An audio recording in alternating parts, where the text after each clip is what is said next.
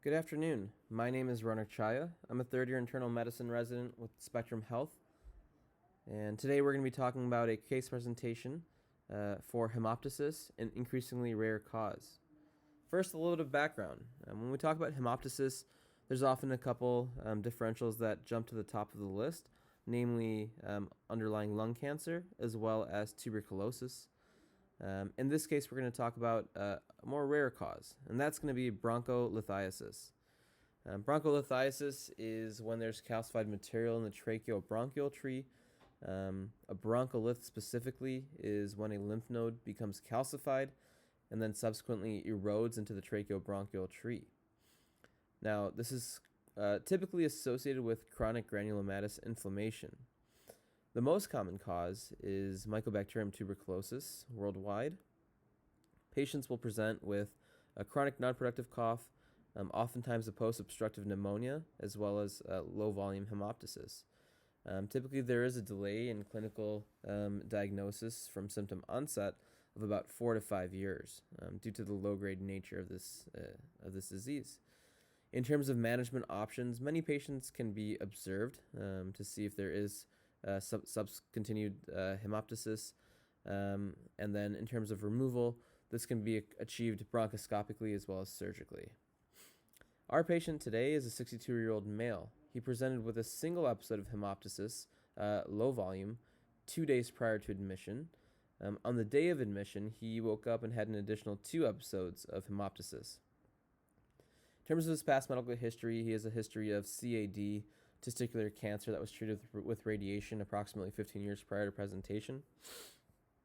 In terms of his other histories, of note, he's a non-smoker, non-drinker. He did have a father who had latent tuberculosis. In terms of our patient's occupational exposures, he worked in an LED factory for approximately 10 years and does note some industrial chemical exposure. On presentation, initially he was placed in isolation due to the history of latent TB in the father. Of note, our patient did have negative TB screening tests previously. When he presented to the ED, his lab workup was largely unremarkable. He did not have a significant anemia, and his hemoglobin was stable. His bilirubin and liver function tests were mildly elevated, and he did present during the COVID-19 pandemic, and his PCR test was negative. On presentation, he did have a CT angiogram performed in the ED. You can see that in Figure 2 and Figure 3. This demonstrates alveolar hemorrhage in the left upper lobe. At this time, there was concern for an underlying granulomatous disease, as well as for tuberculosis.